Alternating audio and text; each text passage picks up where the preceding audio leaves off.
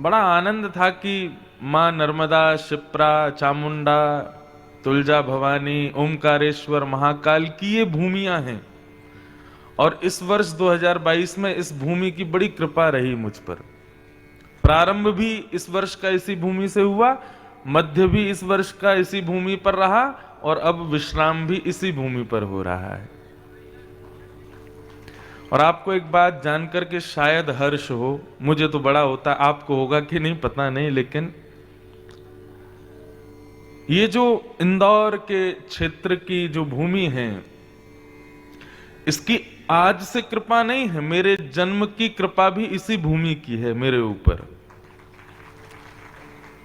कल रात्रि मुझे बहुत जरूरी काम से इंदौर भागना पड़ा, और वो काम कुछ और नहीं था, हम बता दें थोड़ा सा। अब इतना कम समय रह गया, उसमें क्या सुनाऊं मैं, थोड़ा हम लोग बात ही कर लेते हैं आपस में और फिर सूची तो कहेंगे कथा की। 1994 में पूज्य पिताजी महाराज की इंदौर में कथा हुई। तो इंदौर में एयरपोर्ट के पास में एक स्थान है, उसका नाम है विद्याधाम।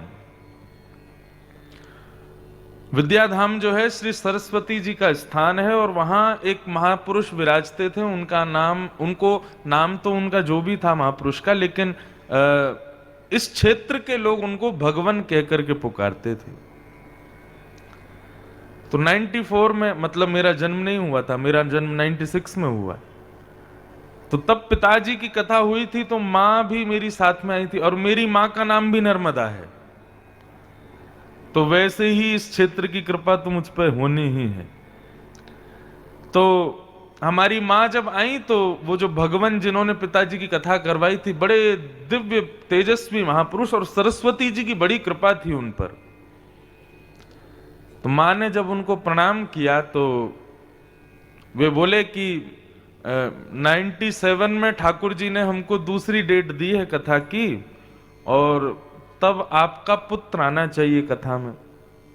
तो हमारी मां ने कहा कि महाराज जी, मेरे तो 3 बेटियां हैं, बेटा तो है नहीं।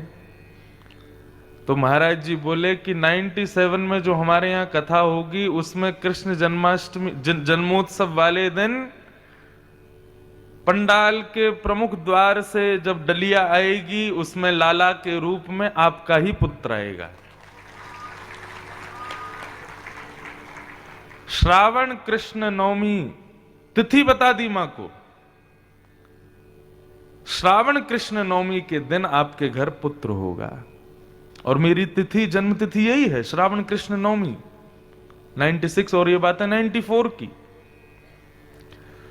तो जब मेरा जन्म हुआ, तो पूज्य माताजी पिताजी दोनों का ये भाव रहा कि हमको जो ये पुत्र प्राप्त है, ये श्री इंदौर में जो विद्याधाम है, वहां की कृपा प्रसादी है।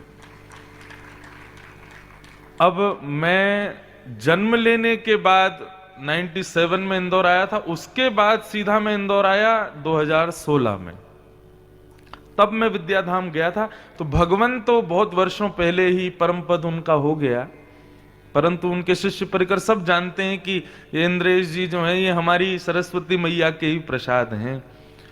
तो 2016 में मैं गया था, तब से अब तक मैं इंदौर कम से कम 10 बार आ गया, लेकिन विद्याधाम नहीं गया। कल कहीं जाने का कोई क्रम नहीं था, क्योंकि आज निकलना है। तो कल रात्रि बड़ा व्यस्त था, एक गुना से भैया आए थे, रात में 3 बजे तो मैं सोया कल, तो बड़े काम थे कल करने को लेकिन कथा में आने से पहले एक बालक विद्याधाम का आया, और जब वो आया तो आकर के इतना भावोकंठ उसका भरा हुआ। मैंने कहा क्या हुआ भैया बताओ।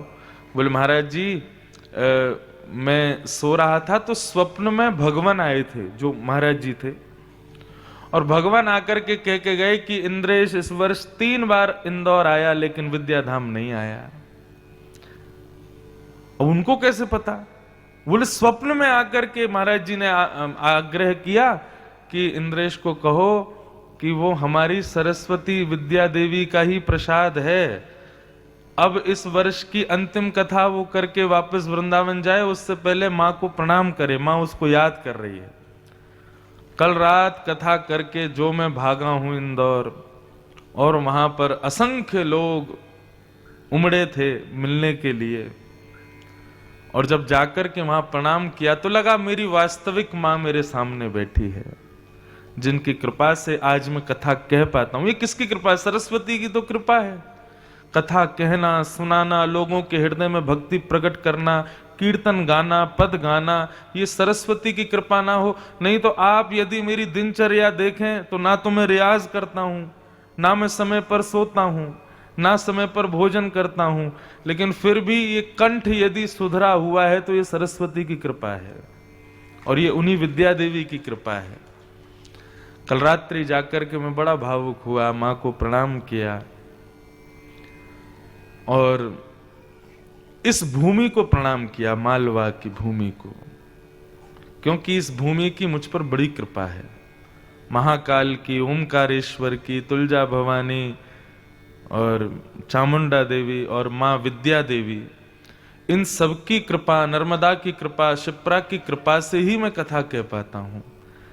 इसलिए आज अपनी इस कथा के विश्राम में मेरे वास्तविक श्रोता और मेरे वास्तविक कर्णधार, इन सबको मैं भूरी भूरी प्रणाम करता हूं। और आप सब जो यहां के निवासी हैं, आप सबको भी मैं बहुत बहुत वंदन करता हूं।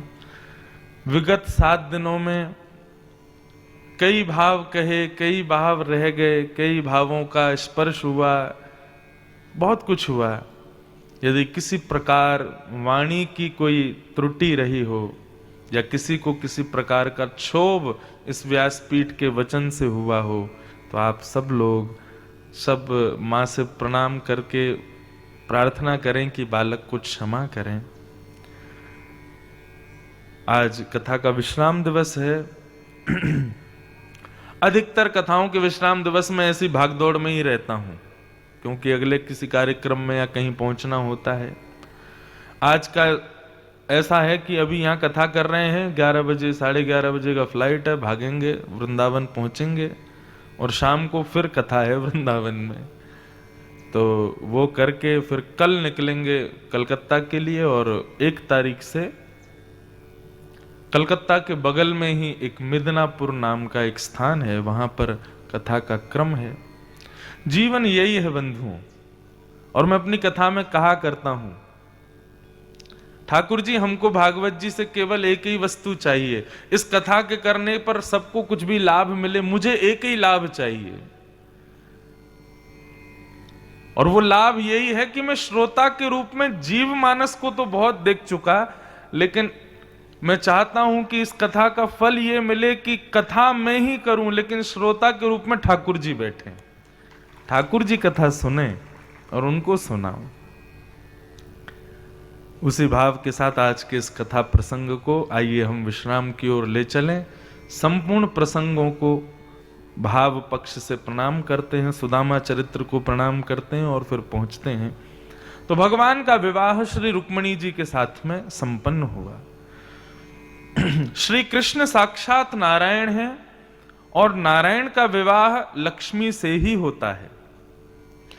बंधुओं, लक्ष्मी नारायण विवाह, रुक्मिणी कृष्ण विवाह, राम सिया विवाह, ये इस बात का द्योतक है, ये इस बात का संकेत करता है कि लक्ष्मी आपकी कभी नहीं हो सकती, लक्ष्मी केवल नारायण की है। इसलिए कभी भी लक्ष्मी को अपना बनाने का प्रयास मत करना।